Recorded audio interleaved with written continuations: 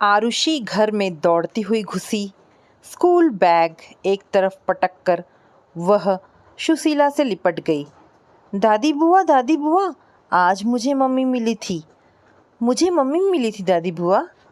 आरुषि बड़े ही उत्साहित स्वर में बताती जा रही थी कि मम्मी ने उसे क्या क्या खिलाया। पिज़्ज़ा, आइसक्रीम और बहुत सारे टॉयज़ भी दिलाए। क्या क्या कहा मम्मी ने? सुशीला बुआ उसकी बातें सुनती रही, उसके सिर और शरीर को सहलाती रही। ना आरुषि के स्वर की उत्तेजना कम हुई थी और ना ही सुशीला के शरीर पर उसके नन्हे हाथों की पकड़ ढीली पड़ी थी। वह अपनी पूरी शक्ति से दादी बुआ के शरीर से चिपटी रही, जैसे वही एकमात्र उसका सहारा थी। कुछ ही देर में आरुषि की उत्तेजना आंसू बनकर टपकने लगी। मम्मी घर क्यों नहीं आती दादी बुआ? वे दूसरे घर में क्यों रहती हैं? सबकी मम्मी घर में रहती हैं, मेरी मम्मी क्यों नहीं रहती? मैं भी यहाँ नहीं रहूँगी, मैं भी मम्मी के पास जाऊँगी दादी बुआ। आरुषि का रोना बढ़ता ही जा रहा था। सुशीला की समझ में नहीं आ रहा था कि वह उसे कैसे चुप कराए। वह उसे अपने से लिपटाए हुए उसका शरीर सहलाती रही। आरुषि की व्यथा उसकी स्वयं की व्यथा बनती जा रही थी। उसकी आंखें रह रहकर भरी आ रही थी। आरुषि की मम्मी उनके साथ घर पर क्यों नहीं रहती? ये क्या वह खुद ही समझ सकी थी, जब वह इतनी उम्र होने पर भी यह बात नहीं जान पाई थी कि आरू की मम्मी उसके साथ क्यों नहीं रहती, तो बेचारी छोटी बच्ची आरुषि ही कैसे समझ सकती थी? वह और आरू तो अल्पबुद्धि थे, यह सब नहीं समझ सकते थे, लेकिन अमन तो अपने को बड़ा होशियार और समझदार समझता था। क्या उसके पास ही इस बात का कोई जवाब था और सपना ही क्या इसका जवाब जानती थी? वे दोनों समझते हैं कि वे जानते हैं, पर शायद वे भी नहीं जानते कि वे दोनों मिलकर क्यों नहीं रह सकते। वह आलू को कसकर सीने से दबाए रही, जैसे इसी से वह उसे संसार के सारे दुखों से बचा लेगी। उसके हाथों के नीचे नन्हा सा शरीर सुबकता हुआ हिचकोले ले रहा था। वह मन ही मन अपना सारा स्नेह और ममता आरू पर उड़ेल रही थी। धीरे धीरे आरू शांत होने लगी और कुछ ही देर में वह बचपन की शांत गहरी नींद में खो गई। उसका आंसुओं की लकीरों से भरा मासूम चेहरा वेदना की साकार मूर्ति लग रहा था। जिस नन्ही सी कोमल कली को माँ की छाया में पलना चाहिए था, उसे मातृहीन करके कड़ी धूप में झुलसने को छोड़ दिया गया था। सुशीला किचन की टेबल पर सब्जी काटने लगी। मन बहुत सी उलझी हुई गुत्थियों में उलझने लगा। सच क्या है, कौन जान सकता है? वह जिंदगी में बहुत सी कमियों को झेलती रही थी। उसने शादी भी नहीं की थी। एक छोटी नौकरी के चक्कर में कितने ही रिश्तों को मना कर दिया था। बाद में माता पिता की मृत्यु के बाद वह इन अभावों को सहती हुई अकेली जीवन व्यतीत करती रही थी। लेकिन सपना को तो सब कुछ मिला था, एक स्वस्थ सुंदर पति तथा फूल सी प्यारी बेटी। उसने किस तरह कैसे उन्हें हाथ से निकल जाने दिया? क्या उसके लिए पति तथा बेटी का कोई महत्व नहीं था?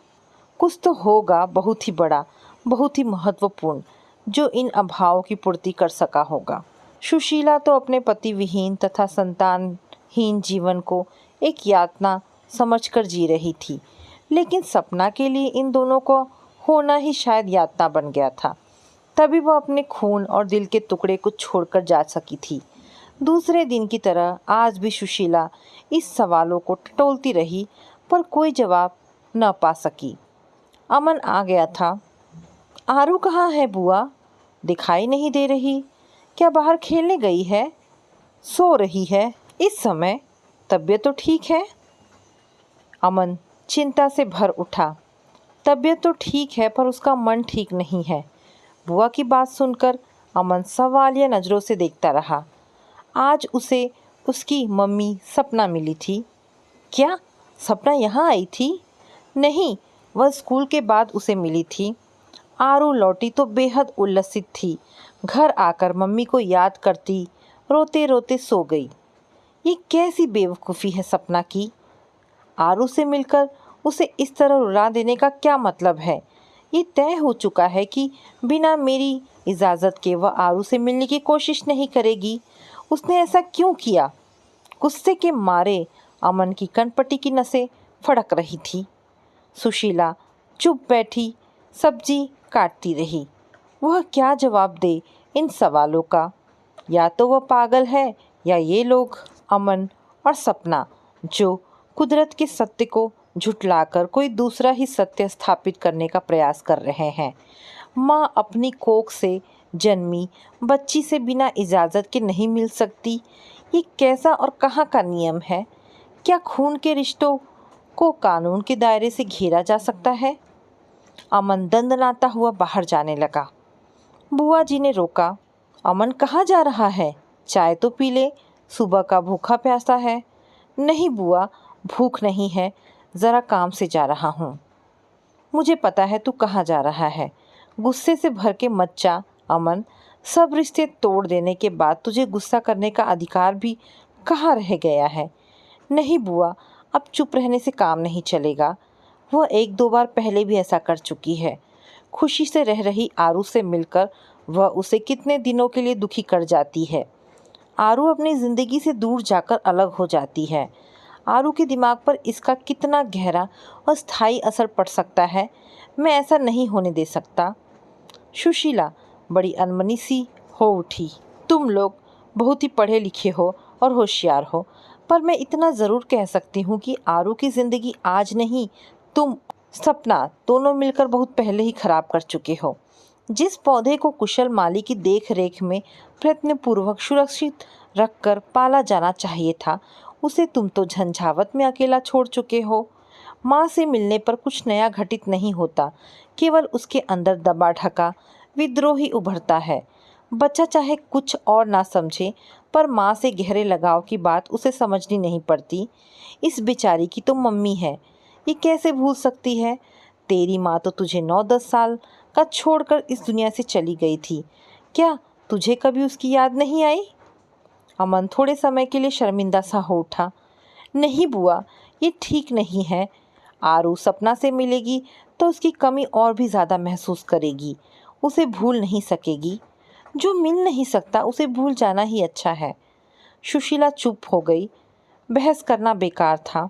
मान अपमान का सवाल इस घर को तोड़ चुका था, पर वह अब भी ख़त्म नहीं था। सब कुछ देखते बूझते भी वह मन ही मन यह आशा करती रहती है कि किसी तरह इस टूटे घर में फिर से बहारें आ जाए। बुआ की बात से अमन के दिमाग में उबलता हुआ लावा कुछ ठंडा होने लगा था, लेकिन फिर भी वह सपना के व्यवहार से जरा भी खुश नहीं था। उसने सपना को फ़ोन मिलाया। सपना? कौन? आप? तुम आरू के स्कूल गई थी? हाँ, सपना का सूक्ष्म जवाब था। तुम जानती हो तुम्हें ऐसा नहीं करना चाहिए। आरू स्कूल से लौटी तो बेहद ही उत्तेजित थी। वह रोते रोते सो गई। कम से कम अब तो तुम्हें हम लोगों को शांति में रहने देना चाहिए। ना चाहने पर भी अमन के स्वर में कठोरता आ गई थी। जवाब में उधर से दबी दबी सिसकियाँ सुनाई पड़ रही थी। हेलो, हेलो सपना। सपना रोती रही। अमन का दिल सहसा बहुत भर आया। उसका दिल हुआ कि वह भी रोने लगे। उसने बहुत ही मुश्किल से स्वयं को संयत किया। सपना, क्या कुछ देर को सनफ्लावर कॉफ़ी हाउस में आ सकती हो? वहाँ क्या कहोगे? कहीं तमाशा ना बन जाए। थोड़ी देर के लिए ही आ जाओ। जो मैं तुम्हें समझाना चाहता हूँ वो फ़ोन पर ना हो सकेगा। अच्छा, आती हूँ। कॉफ़ी हाउस के वातानुकूलित वातावरण में भी अमन के माथे पर पसीना उभर रहा था। उसे लगा कि उसका शक्ति से सहेजा गया जीवन फिर उखड़ने लगा है और भावनाओं की आंधी में सूखे पत्ते सा उड़ता चला जा रहा है। दिमाग अजीब से दांव पेच में उलझने लगा। वह सपना के साथ बिताए गए जीवन में घूमने लगा। उसे लगा सभी कुछ उलट पुलट गया है। उसे ज़्यादा इंतज़ार नहीं करना पड़ा। जल्द ही सपना उसके सामने बैठी थी, पहले से कहीं ज़्यादा खूबसूरत और आकर्षक। हमेशा की तरह आसपास के लोगों की नज़रें उसके इर्द गिर्द चक्कर काटने लगी और हमेशा की तरह उसके दिल में ईर्ष्या की नन्ही चिंगारी जलने लगी। अमन ने फ़ौरन अपने को संयत किया। सपना का खूबसूरती व आकर्षण और उसकी स्वयं की ईर्ष्या प्रवृत्ति एक घर को नष्ट करके काफ़ी आहुति ले चुकी थी। उसे अब स्वयं को शांत रखना था। प्रयासपूर्वक छिपाने पर भी सपना के चेहरे पर रुदन के निशान मौजूद थे। वह अनदेखे की कोशिश करने पर भी बार बार सपना को देखता रहा। सपना की बड़ी बड़ी आंखें उस पर स्थिर हो गई थी और वह बेचैनी सी महसूस करने लगा था। अस्थिरता की हालत में भी उसने काफ़ी चीज़ों का ऑर्डर दे दिया था। वह उससे बात शुरू करने के लिए कोई सूत्र ढूंढने लगा। आरू ठीक से रहती है ना? सपना ने ही झिझकते हुए पूछा। हाँ।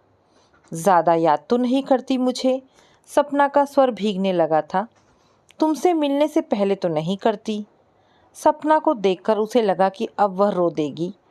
मुझे पता नहीं था कि मैं आरू को इतना याद करूंगी। हर समय उसी के बारे में सोचती रहती हूँ। उसे देखकर मन को कुछ शांति मिली, पर क्षण भर को ही। ये सब तो पहले सोचना चाहिए था। अमन का स्वर बेहद ठंडा था। उस समय तो हर चीज़, हर व्यक्ति और हर भाव के प्रति मन में कड़वाहट व्याप्त हो गई थी। आरू मुझसे इस तरह छीन जाएगी, ये सपने में भी नहीं सोचा था। कभी कभी मन बेहद भटक जाता है। वह नन्ही सी जान कैसे अपनी देखभाल करती होगी। सपना की आंखों से आंसू टपकने लगे थे। सपना से मिलना पूर्णतः सामान्य नहीं हो सकेगा, इसकी तो अमन को अनुमान था ही, लेकिन फिर भी एक सार्वजनिक स्थान पर इस तरह से भाव प्रदर्शन के लिए वह तैयार नहीं था। वह काफ़ी परेशान सा हो गया। आजकल क्या कर रही हो?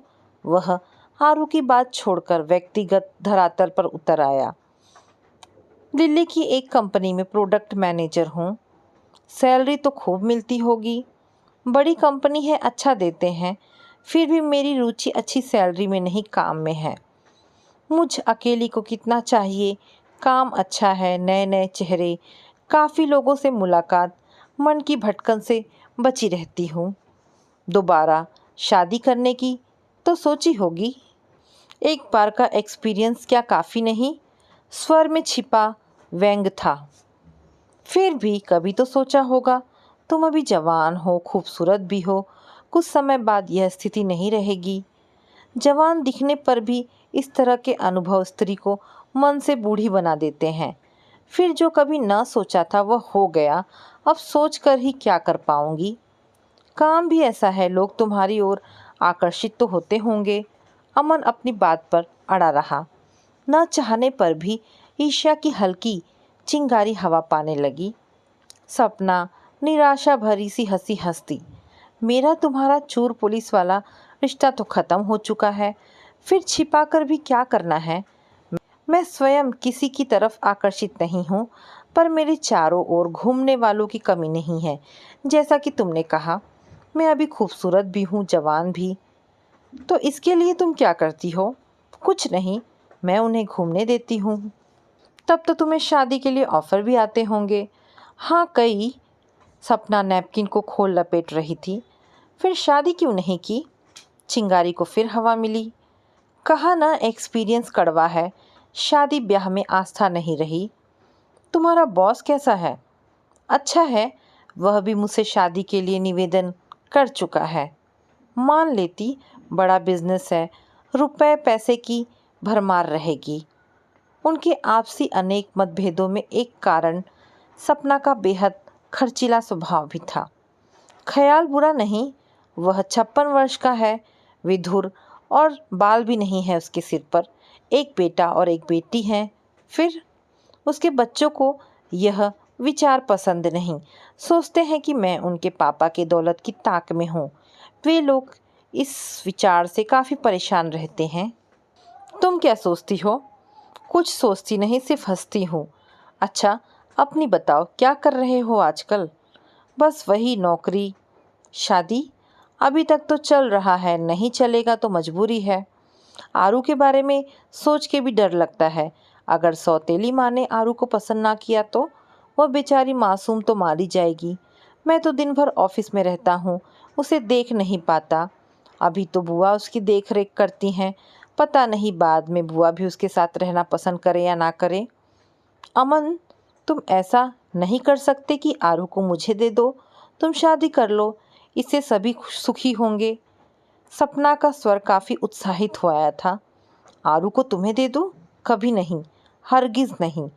तुम उसका ठीक से देखभाल नहीं कर सकोगी। कोर्ट में इतना लड़ झगड़ करके आरू को अपने हक में लिया है, तुम्हें नहीं दे सकता। सपना फीकी हंसी हंसी, यह तो कोई कोर्ट नहीं है। कोर्ट आरू को खुशियाँ नहीं दे सकी। तुम्हारी जिद थी, पूरी हो गई। अब तुम्हें खुद लग रहा है कि आरू तुम्हारी शादी में बाधा है, या तुम्हारी दूसरी शादी के बाद वह खुश नहीं रह सकेगी। आरू को मुझे देने के बाद इसकी चिंता नहीं रहेगी, तुम सुखी से रहना। आरू को तुम्हें देकर सुख से रहूं? तुम क्या अच्छी तरह उसे रख पाओगी? अमन की आवाज़ थोड़ी तेज हो गई थी। मैं उसकी माँ हूँ, बड़े ही दर्द में रहकर उसे जन्म दिया है। मैं उसे ठीक से नहीं रख पाऊंगी? कम से कम दूसरी माँ से तो अच्छी तरह ही रखूंगी। नहीं सपना, आरू की भलाई मेरे पास रहने में है। तुम्हारा जिम्मेदारी का काम तुम्हें टाइम ही कम देगा। फिर तुम्हारे पास रहकर उसे वह शिक्षा कहाँ से मिलेगी जो अच्छे बच्चे को मिलनी चाहिए। ऐश और आराम की ज़िंदगी बच्चों के लिए अच्छी शिक्षा नहीं है। अच्छा, मैं चलती हूँ। बेकार की बातें सुन सुनकर मन और ख़राब होता है। ये विडंबना है कि आरू मेरे और तुम्हारे संयोग से पैदा हुई। माता पिता की गलती की सज़ा बच्चों को ही भुगतनी पड़ती है। इस बात का इससे बड़ा प्रमाण और क्या हो सकता है। सपना उठकर जाने लगी। वह बात तो तुमसे कही ही नहीं जिसे कहने को तुम्हें बुलाया था। देखो, आगे से बिना मेरी इजाज़त के तुम आरू से मत मिला करो। वह तुमसे मिलकर दुखी हो जाती है, टूट जाती है, जीवन से जुड़ते जुड़ते कट सी जाती है। फिर उसे सहज कर पाना मुश्किल हो जाता है। कैसी विडंबना है कि माँ के होते हुए बेटी मातृहीना की तरह पल रही है। सपना की आंखों से मोटे मोटे आंसू गिरने लगे। उसने उन्हें पोंछने का कोई उपक्रम नहीं किया। आते जाते और बैठे लोग उसी की तरफ देखने लगे थे। अमन स्थिति से काफ़ी परेशान हो उठा। अपनी बात दोबारा कहने या बढ़ाने का मौका नहीं था। वह जल्दी से बिल देकर उठ खड़ा हुआ। सपना वहीं टेबल पर कोहनी टिकाकर सिर छिपाकर फफकने लगी। उसने सपना को बाह का सहारा देकर उठाया। सपना रुमाल से मुंह पोंछती उसका सहारा लेकर लड़खड़ाती सी चलने लगी। दोनों बाहर आकर कार में बैठ गए। अमन का हाथ सपना को घेरे रहा। अमन के अंदर घुमड़ता रोष हर क्षण गलता जा रहा था। सालों पहले हुए झगड़े उसे नाटक से लग रहे थे। उन नाटकों की समाप्ति हुई थी अदालत में संबंध विच्छेद के रूप में। उसे महसूस हुआ कि अपने अपने रास्ते जाने के प्रयास के बाद भी वे एक राह के ही राही बन रहे हैं। सपना अमन को भूल सकी पर आरू को नहीं भूल सकी थी। अमन भी सपना को भूलने की कोशिश करता रहा, पर आरू का भला बुरा उसके जीवन का पहला प्रश्न बना रहा, जो उसका रक्त अंश थी, सपना के शरीर में पली थी। आरू उन दोनों के बीच हमेशा ही बनी रही है, बनी रहेगी, चाहे वह और सपना दुनिया के अलग अलग कोनों पर कितने ही दूर चले जाएं। पर आरू के माध्यम से एक धागा उन दोनों को परस्पर बांधे ही रहेगा। अमन को लगा वह और सपना अपनी निर्धारित भूमिका को छोड़कर किसी और की ही भूमिका अदा कर रहे थे। वे दोनों ही अपने रास्ते से हट गए थे। पति पत्नी का रिश्ता झुटलाना कठिन नहीं, लेकिन माँ बेटी का और पिता का और बेटी का रिश्ता कोई शक्ति झुटला नहीं सकती। सुशीला बुआ जो कहती हैं वह शायद ठीक ही है। उसने कार स्टार्ट कर दी और घर की तरफ मोड़ दी। सपना चिर परिचित रास्ते को पहचान रही थी। वह सीधी होकर बैठ गई। वहाँ नहीं, आरू को देखकर मेरा बड़ी मुश्किल से सहेजा हुआ दिल फिर से छिन्न भिन्न हो जाएगा। जिस रास्ते को पीछे छोड़ आई हूँ उस पर यदि चल ही नहीं सकती तो चाहे जैसे भी हो उसका मोह तो छोड़ना ही होगा। आरू को फिर से देखने की, छाती से लगाने की अदम्य इच्छा उसके कलेजे में घुमड़ने लगी। क्या तुम आरू से नहीं मिलोगी? वह तुम्हें याद करती रोते रोते सो गई है। जागने पर तुम्हें देखेगी तो कितनी खुश होगी। तुम ही तो कह रहे थे कि मुझसे मिलकर वह टूट सी जाती है। दिल से और छलावा करने से क्या फ़ायदा। उसे अब इस टूटे रिश्ते को स्वीकार करना सीख ही लेना चाहिए। सपना की आंखें रह रहकर भर आ रही थी। जिस आरू को उसने जन्म दिया, दिन रात अपनी गोदी में झुलाया था, उससे क्या सचमुच ही उसका रिश्ता टूट गया है? रिश्ता तो उसने अमन से तोड़ा था, आरू से कब, क्यों और किस तरह उसका रिश्ता टूट गया? अमन चुपचाप कार चलाता रहा। कार रुकते ही सपना पागलों की तरह अंदर भागी। आरू अभी भी सो रही थी। उसका दिल हुआ वह उसे उठाकर छाती से लगा ले, पर वह उसके सिरहाने बैठी उसे देखती रही। आंखों से वात्सल्य भरी ममता छलकाती रही। उसने देखा कि अमन की बुआ कमरे में आ रही हैं। उसने उठकर उनके पैर छुए। सुशीला ने सपना को सीने से लगा लिया। सपना का अपने पर रहा सहा नियंत्रण भी समाप्त हो गया। उसकी बच्चों की तरह रुलाई फूट पड़ी। सुशीला आरू की तरह सपना को सहलाने लगी। सपना, मैं सब जानती हूँ, बस एक ही बात पूछना चाहती हूँ कि तुम और अमन आपस में झगड़कर अपने अपने रास्ते पर चल दिए, आपस में बनी नहीं, रिश्ता तोड़ दिया। ठीक ही किया, पर आरू को अकेला क्यों छोड़ दिया? तुम दोनों इतनी बड़ी दुनिया में रह भी लोगे, खुशियाँ भी ढूंढ लोगे, अपने अपने घर भी बसा लोगे, पर क्या आरू का टूटा जीवन कभी दुरुस्त हो सकेगा? कोई भी कसूर न होने पर भी सबसे ज़्यादा सज़ा आरू को ही मिल रही है। बोलो क्यों? ऐसा क्यों हो रहा है? अमन भी कमरे में आ गया था। सुशीला का प्रवाह रुक नहीं रहा था। वर्षों से मन में दबे सवाल अपना जवाब मांग रहे थे। मैं तो अविवाहिता निपुती हूँ। पति और औलाद की चाह क्या होती है, ये मुझसे ज़्यादा कोई नहीं जानता। तुम लोग रुपए पैसों को संभाल कर बटुए और तिजोरी में रखते हो, पर एक अमूल्य जीवन को पैरों तले रौंद रहे हो। आरू अभी एक अविकसित मुरझाई कली है। बड़ी होने पर वह सिर्फ एक अविकसित मुरझाया फूल बनकर ही रह जाएगी। तुम लोगों ने अपने मान अपमान और अहम पूर्ति के चक्कर में आरू के जीवन को मिलते प्रकाश और हवा के रास्ते क्यों बंद कर दिए? क्यों उस नन्हे से जीवन को दम घोटकर मार रहे हो? यदि तुम दोनों जो वयस्क और समझदार हो परस्पर समझौता नहीं कर सकते, तो ना समझ आरू की जिंदगी से किस स्तर पर समझौता करने की अपेक्षा करते हो? अमन और सपना दोनों अपराधी की तरह सिर झुकाए खड़े थे। अमन, क्या तू अपनी जिद नहीं छोड़ सकता? सपना बहू, तुम ही क्या अपने मान अपमान के प्रश्न को नहीं पी सकती? तुम लोग जो अपना जीवन जी चुके हो, आरू के जीवन और खुशियों की बलि क्यों ले रहे हो? क्या तुम उसे जीने का मौका नहीं दे सकते? सुशीला को लगा कि वह सहसा बहुत थक चुकी है और अपनी बात उन तक पहुंचाने में असमर्थ है।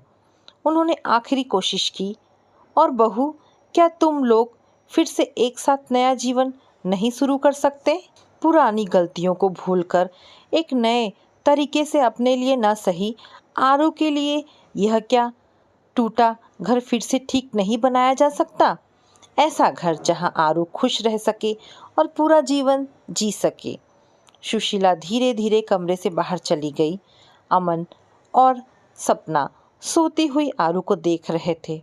उन्हें एहसास हुआ कि उन तीनों को एक अदृश्य धागा अपने में लपेटकर नए रिश्तों में बांध रहा है। सहसा लगा कि नन्ही आरू के जीवन का सवाल बहुत बड़ा है और उन दोनों के आपसी रिश्ते उसके आगे बिल्कुल तुच्छ और अर्थहीन होकर रह गए हैं। उन्होंने अब एक साथ मिलकर रहने में ही समझदारी समझी। तो दोस्तों, ये कहानी यहाँ पर समाप्त होती है। आशा करती हूँ कहानी पसंद आई होगी। अगर कहानी पसंद आई है तो प्लीज़ इसे लाइक एंड शेयर करें। दोस्तों, ऐसी ढेरों पारिवारिक और शिक्षाप्रद कहानी सुनने के लिए मेरे चैनल को प्लीज़ सब्सक्राइब करें।